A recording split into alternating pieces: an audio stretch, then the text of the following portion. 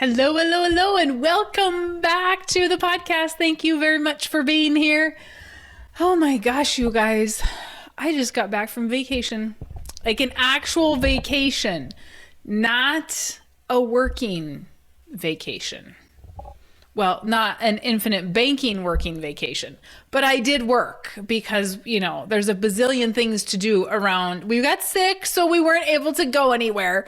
So we stayed home, and guess what? I worked harder at home because there's a million things to do around here that have been neglected forever from the previous owner. And so we,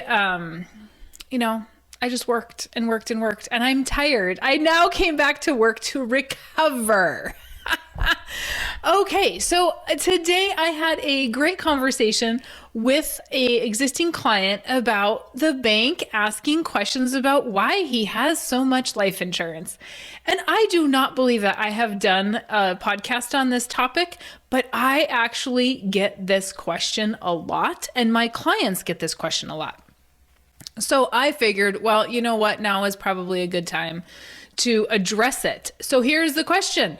You walk into the bank for a loan, or you fill out all your financials, and Mr. Banker says, well, why do you have so much life insurance? Why are you paying so much premium? All those good questions.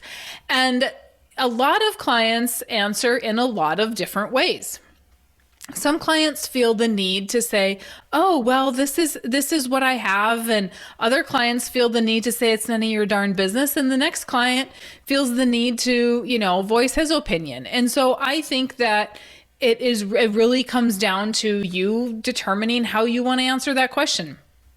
Now, I would answer with, it's none of your dang business. Can I make my payment to you? Yep. Do my financials look okay? Yep. Then why are you asking me what I'm spending my money on? Do I come in and ask you, how come you guys are putting up brand new curtains all the time? How come you're remodeling? How come you built another branch?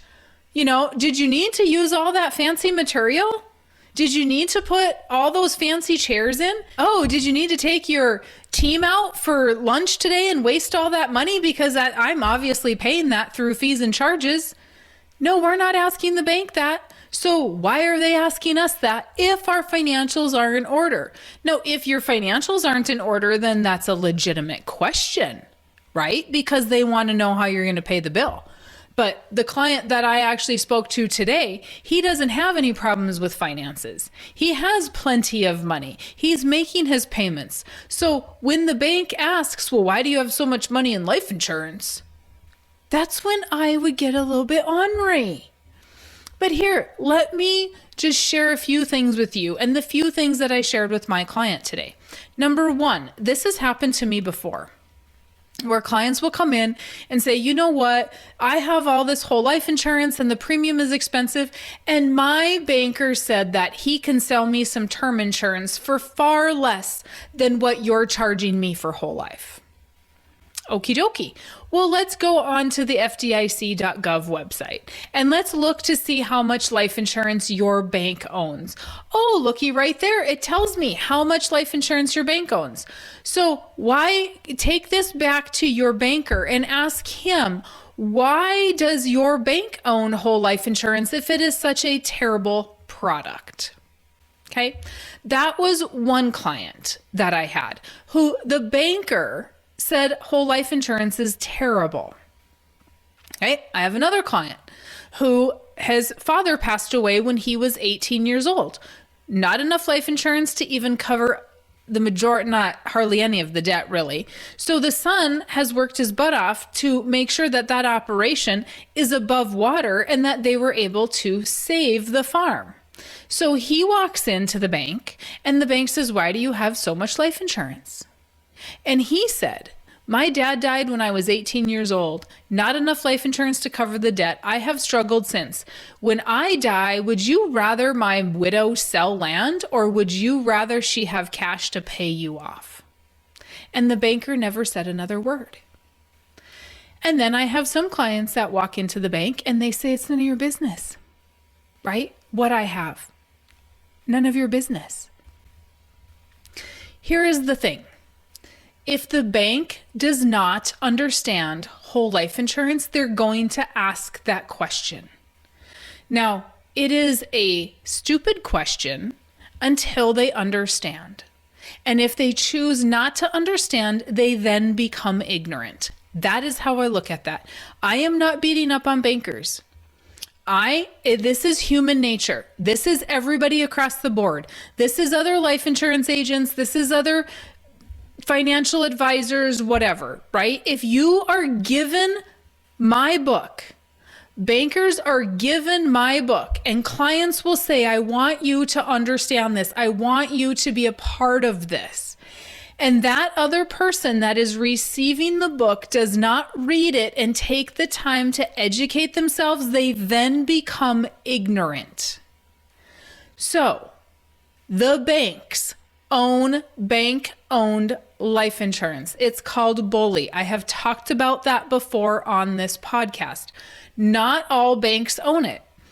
Smaller banks typically do not. Ironically, the client I had today, both very small banks in his community own cash value life insurance. They both do. So even though it wasn't a lot, it still proves the fact that they own it and there's value to it. They maybe don't understand the value as much as a big bank would, but there's still value, okay?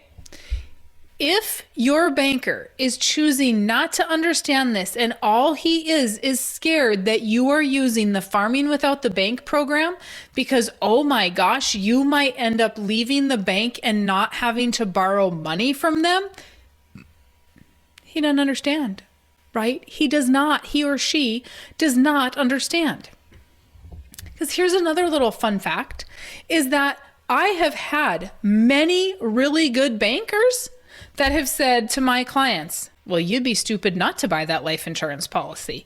That's amazing.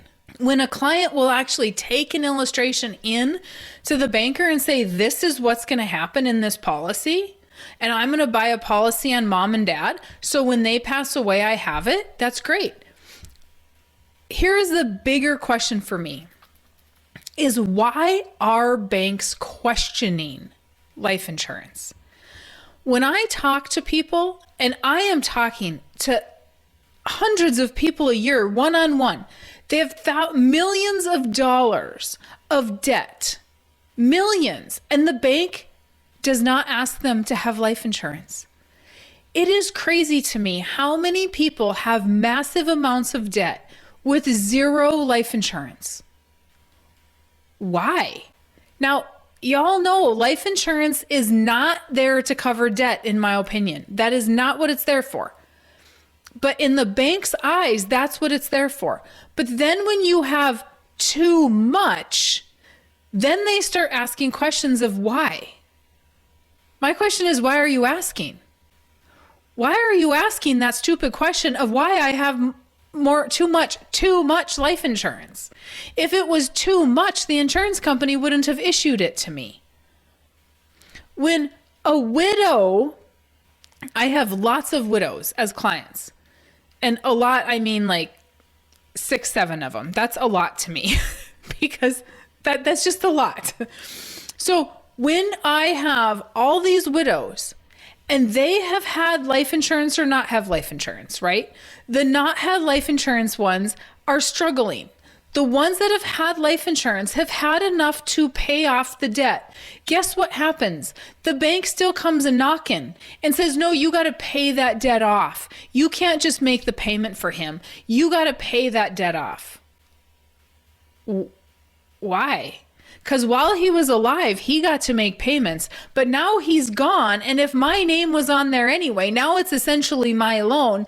And why can't I just continue to make payments? Are you trying to do a land grab? Is that what you're trying to accomplish here, Mr. Bank?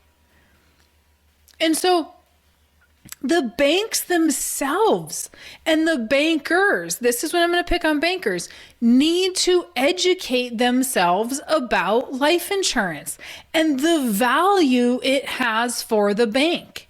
The bank and the bankers need to educate themselves about the infinite banking concept and the value it has for the bank.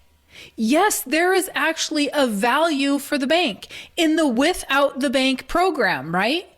Because if I have all of my debt paid off, now we just paid off a significant amount of our debt that we had at the bank. We no longer have about 5 loans. We paid them all off. Now, when I walk into the bank for my next loan, do you think I'm going to look better to them or worse? I'm going to look better. They're going to say, oh my gosh, you only have 2 loans. This is very nice. All of this stuff is paid off. Absolutely, we will lend you money. Your debt to income ratio is just about nothing. Versus having a whole bunch of loans. So if we can get people to the point where they're paying off debt or they're moving that debt into a life insurance policy, now we're going to look better to the bank. Well, Mary Jo, that debt is in a life insurance policy. What does it matter if it's in the life insurance policy? Because the bank will say, well, I want to use your policy as collateral to this loan. We just had that happen twice in the last couple of months, that a client has signed over their policy as collateral to a loan. Do I recommend it? No, I do not, unless it's term insurance. If you have a term insurance policy and you want that to be collateral to a loan, oh, by all means, absolutely. But if you have a whole life policy, I don't want you using that as collateral to the loan, because then the bank is able to have control of that policy. Well, we don't want them to control the policy. I digress. If the bank understands life insurance, they should want you to have it. If they ask why you have so much and are not willing to learn, they're ignorant. Otherwise, it's just kind of a stupid question. It's just kind of stupid. I mean, what does it matter what I do with my money? This is what I see the majority of the time, is that as soon as you say, oh, I'm doing this farming without the bank thing, they get very, very concerned that little old me is going to teach little old you how not to use their system, which is fantastic, right? I mean, I think that's absolutely awesome. Let's not use their system unless we have to. Make them plan B instead of plan A. When those banks ask, why do you have so much life insurance? You can answer however you like. I answer with a big, it's none of your business, right? Nobody really asks me that, but if they would, I would answer with a big, it's none of your business. If you want to be nice and you want to educate them on what you are doing, then hand them the book.